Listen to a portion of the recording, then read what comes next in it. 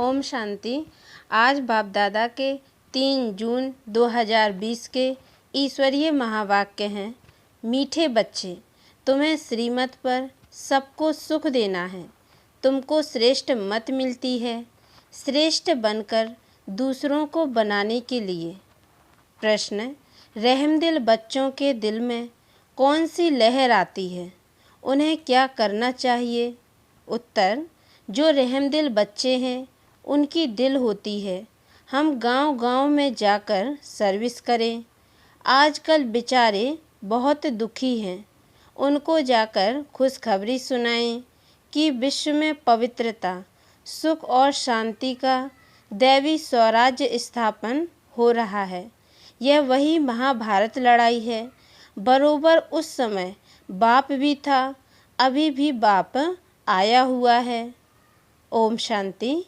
मीठे मीठे बच्चे यहाँ बैठे हो तो यह ज़रूर समझते हो कि हम हैं ईश्वरीय संतान। ज़रूर अपने को आत्मा ही समझेंगे। शरीर है तब उन द्वारा आत्मा सुनती है। बाप ने यह शरीर लॉन पर लिया है तब सुनाते हैं। अभी तुम समझते हो हम हैं ईश्वरीय संतान व संप्रदाय, फिर हम दैवी संप्रदाय बनेंगे। स्वर्ग के मालिक होते ही हैं देवताएं।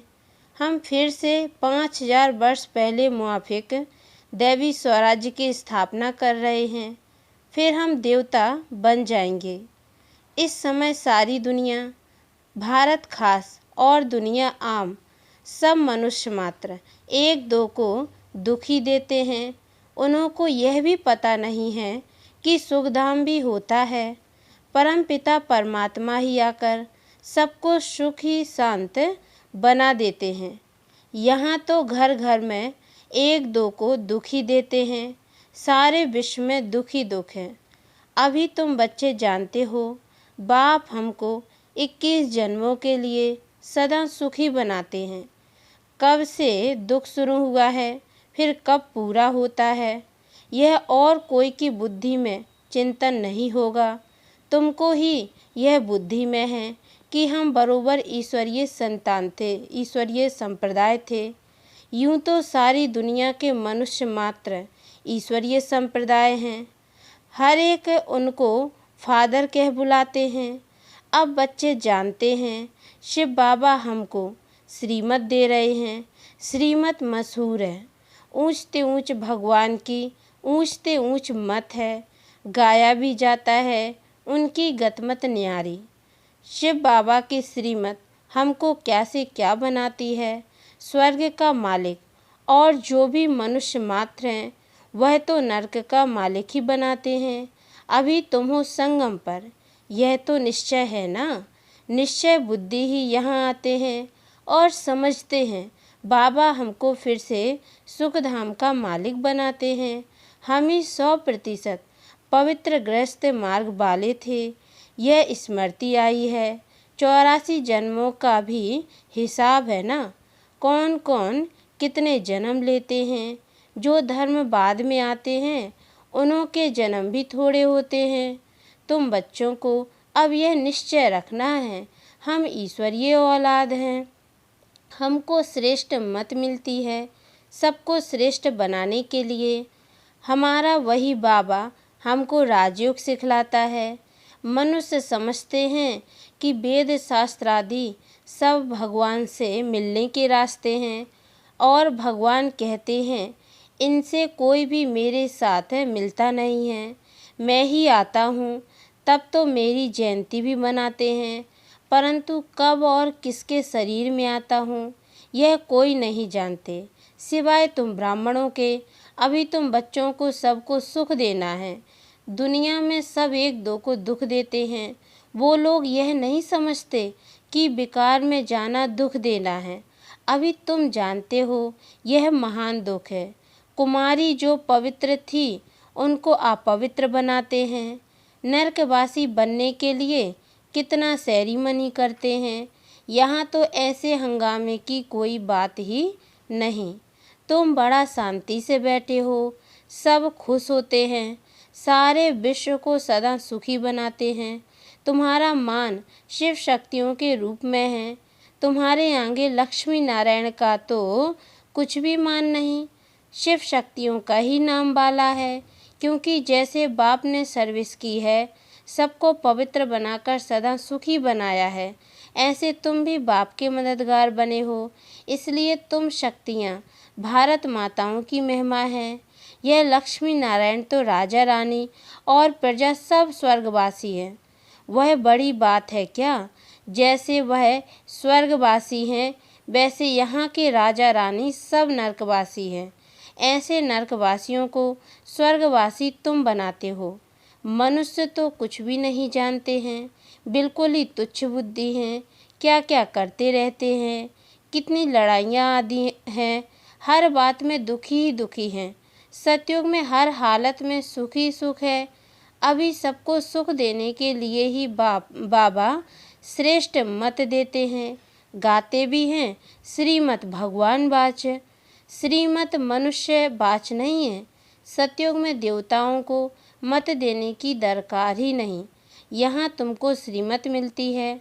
बाप के साथ तुम भी गाए जाते हो शिव शक्तियाँ। अभी फिर से वह पाठ प्रैक्टिकल में बज रहा है। अब बाप कहते हैं, तुम बच्चों को मनसा वाचा कर्मणा सबको सुख देना है, सबको सुख धाम का रास्ता बताना है। तुम्हारा धंधा ही यह हुआ। शरीर निर्वार्थ, पुरुषों को धंधा भी करना होता है। कहते हैं शाम के समय देवताएं परामा पर निकलते हैं। अब देवताएं यहाँ कहाँ से आए? परंतु इस समय को शुद्ध कहते हैं। इस टाइम पर सबको फुर्सत भी मिलती है। तुम बच्चों को चलते फिरते उठते बैठते याद करना है। बस कोई देहधारी की चाकरी आदि नहीं करनी है। बाप का तो गायन है, द्रौपदी के पांव दबाए, इसका भी अर्थ नहीं समझते हैं। स्थूल में पांव दबाने की बात नहीं है। बाबा के पास बुढ़ियाँ आदि बहुत आती हैं, जानते हैं भक्ति करते करते थक गई हैं, आधा कल्प बहुत धक्के खाए हैं ना, तो यह पैर दबाने के अक्षर को उठा लिया है। अब कृष्ण पांव कैसे दबाएंगे? शोभेगा? तुम कृष्ण को पांव दबाने देंगी? कृष्ण को देखते ही उनको चटक पड़ेंगी। उनमें तो बहुत चमत्कार रहता है। कृष्ण के सिवाय और कोई बात बुद्धि में बैठती ही नहीं। वही सबसे तेजोमय है। कृष्ण बच्चे ने फिर मुरली चलाई, बात ही नहीं जचती। यहाँ तुम शिव बाबा से कैसे मिलेंगे?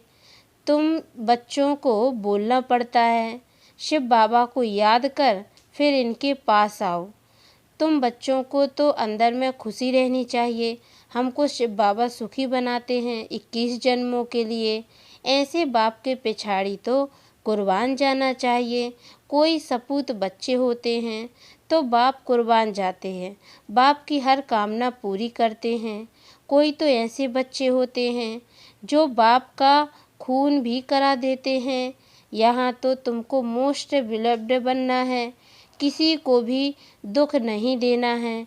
जो रहमदिल बच्चे हैं उनकी दिल होती है हम गांव-गांव में जाकर सर्विस करें। आजकल बेचारे बहुत दुखी हैं, उनको जाकर खुशखबरी सुनाओ कि विश्व में पवित्रता सुख शांति का दैवी स्वराज्य स्थापन हो रहा है। यह वही महाभारत लड़ाई है। बरोबर उस समय बाप भी था, अभी भी बाप आया हुआ है। तुम जानते हो बाबा हमको पुरुषोत्तम बना रहे हैं। यह है ही पुरुषोत्तम संगम युग। तुम बच्चे जानते हो हम पुरुषोत्तम कैसे बनते हैं। तुमसे पूछते हैं तुम्हारा उद्देश्य क्या है? बोलो मनुष्य से देवता बनना। देवताएं तो मशहूर हैं। बाप कहते हैं जो देवताओं के भक्त हों उनको समझाओ। भक्ति भी पहले पहले तुमने शुरू की, शिव की, फिर देवताओं की, तो पहले पहले शिव बाबा के भक्तों को समझाना है। बोलो शिव बाबा कहते हैं मुझे याद करो, शिव की पूजा करते हैं, परंतु यह थोड़ी ही बुद्धि में आता है कि पतित पावन बाप है। भक्ति मार्ग में देखो धक्के कितने खाते हैं। शिवलिंग तो घर में भी रख सकते हैं, उनकी पूजा कर सकते हैं। फिर अमरनाथ, बद्रीनाथ आदि तरफ जाने की क्या दरकार है। परंतु भक्ति मार्ग में मनुष्यों को धक्के जरूर खाने हैं। तुमको उनसे छुड़ाते हैं। तुम हो शिव शक्ति, शिव के बच्चे। तुम बाप से शक्ति लेते हो, वह भी मिलेगी याद से। विकर्म विनाश होंगे। पतित पावन तो बाप है ना, याद से ही तुम विक्रमाजीत पावन बनते हो। सबको यह रास्ता बताना है। तुम अभी राम के बने हो। राम राज्य में है सुख, रावण राज्य में है दुख। भारत में ही सबके चित्र हैं जिनकी इतनी पूजा होती है। ढेर के ढेर मंदिर हैं। कोई हनुमान का पुजारी, कोई किसका। इनको कहा जाता है ब्लाइंड फेथ। अभी तुम जानते हो, हम भी ब्लाइंड थे। इनको भी मालूम नहीं था ब्रह्मा विष्णु शंकर कौन है, क्या है। जो पूज्य थे वही फिर पुजारी बने। सतयुग में है पूज्य, यहाँ है पुजारी। बाप कितना अच्छी रीति समझाते हैं। तुम जानते हो, पूज्य होते ही हैं सतयुग में। यहाँ है पुजारी तो पूजा ही करते हैं। तुम हो शिव शक्तियाँ। अभी तुम न पुजारी न पूज्य हो। बाप को भूल मत जाओ। यह साधारण तन है ना, इसमें ऊंच से ऊंच भगवान आते हैं। तुम बाप को अपने पास निमंत्रण देते हो ना, बाबा आओ, हम बहुत पतित बन गए हैं। पुरानी पतित दुनिया, पतित शरीर में आकर हमको पावन बनाओ। बच्चे निमंत्रण देते हैं। यहाँ तो कोई पावन है ही नहीं। जरूर सभी पतितों को पावन बनाकर ले जाएंगे ना, तो सबको शरीर छोड़ना पड़े ना। मनुष्य शरीर छोड़ते हैं तो कितना हाय दोष मचाते हैं। तुम खुशी से जाते हो। अभी तुम्हारी आत्मा रेस करती है। देखें कौन शिव बाबा को जास्ती याद करते हैं। शिव बाबा की याद में रहते रहते ही शरीर छूट जाए तो अहो सौभाग्य, बेड़ा ही पार। सभी को बाप कहते हैं, ऐसे पुरुषार्थ करो। सन्यासी भी कोई कोई ऐसे होते हैं, ब्रह्म में लीन होने के लिए अभ्यास करते हैं। पिछाड़ी में ऐसे बैठे बैठे शरीर छोड़ देते हैं। सन्नाटा हो जाता है। सुख के दिन फिर आएंगे, इसके लिए ही तुम पुरुषार्थ करते हो। बाबा, हम आपके पास चलें। आपको ही याद करते करते जब हमारी आत्मा पवित्र हो जाएगी तो आप हमको साथ ले जाएंगे। आगे जब काशी कलवट खाते थे तो बहुत प्रेम से खाते थे। बस हम मुक्त हो जाएंगे ऐसे समझते थे। अभी तुम बाप को याद करते चले जाते हो शांति धाम। तुम बाप को याद करते हो तो इस याद के बल से पाप कटते हैं। वह समझते हैं हमारे फिर पानी से पाप कट जाएंगे, मुक्ति मिल जाएगी। अब बाप समझाते हैं वह कोई योग बल नहीं है। पापों की सजा खाते खाते फिर जाकर जन्म लेते हैं। नए सिर फिर पापों का खाता शुरू होता है। कर्म अकर्म विकर्म की गति बाप बैठ समझाते हैं। राम राज्य में कर्म अकर्म होते हैं, रावण राज्य में कर्म विकर्म हो जाते हैं। वहाँ कोई विकार आदि होता नहीं। मीठे मीठे फूल बच्चे जानते हैं। बाप हमको सब युक्तियाँ सब राज समझाते हैं। मुख्य बात यह है कि बाप को याद करो। पतित पावन बाप तुम्हारे सामने बैठे हैं। कितना निर्माण है, कोई अहंकार नहीं, बिल्कुल साधारण चलते रहते हैं। बाप दादा दोनों ही बच्चों के सर्वेंट हैं। तुम्हारे दो सर्वेंट हैं, ऊंच से ऊंच है शिव बाबा, फिर प्रजापिता ब्रह्मा। वो लोग त्रिमूर्ति ब्रह्मा कह देते हैं, अर्थ थोड़े ही जानते हैं। त्रिमूर्ति ब्रह्मा क्या करते हैं कुछ भी पता नहीं है। अच्छा, मीठे मीठे सिक्की लदे बच्चों प्रति माता पिता बाप दादा का याद प्यार और गुड मॉर्निंग। रूहानी बाप की रूहानी बच्चों को नमस्ते, और हम रूहानी बच्चों की ओर से भी रूहानी माता पिता बाप दादा को याद प्यार और गुड मॉर्निंग। बाबा नमस्ते नमस्ते नमस्ते। धारणा के लिए मुख्य सार है, पहली पॉइंट है, सदा यह निश्चय रहे कि हम ईश्वरीय औलाद हैं। हमें श्रेष्ठ मत पर चलना है, किसी को भी दुख नहीं देना है, सबको सुख का रास्ता बताना है। दूसरी पॉइंट है, सपूत बच्चा बन बाप पर कुर्बान जाना है, बाप की हर कामना पूरी करनी है। जैसे बाप दादा निर्माण और निरहंकारी हैं, ऐसे बाप समान बनना है। वरदान: कल्याणकारी बाप और समय का हर सेकंड लाभ उठाने वाले, निश्चय बुद्धि, निश्चिंत भाव। डिटेल है: जो भी दृश्य चल रहा है उसे त्रिकालदर्शी बनकर देखो, हिम्मत और उल्लास में रहे, स्वयं भी समर्थ आत्मा बनो और विश्व को भी समर्थ बनाओ। स्वयं के तूफानों में हिलो मत, अचल बनो। जो समय मिला है, साथ मिला है, अनेक प्रकार के खजाने मिल रहे हैं, उनसे संपत्तिवान और समृद्धिवान बनो। सारे कल्प में ऐसे दिन फिर आने वाले नहीं हैं, इसलिए अपनी सब चिंताएं बाप को देकर निश्चय बुद्धि बन सदा निश्चिंत रहो। कल्याणकारी बाप और समय का हर सेकंड लाभ उठाओ। स्लोगन है: बाप के संग का रंग लगाओ तो बुराइयां स्वतः समाप्त हो जाएंगी। अच्छा, ओम शांति।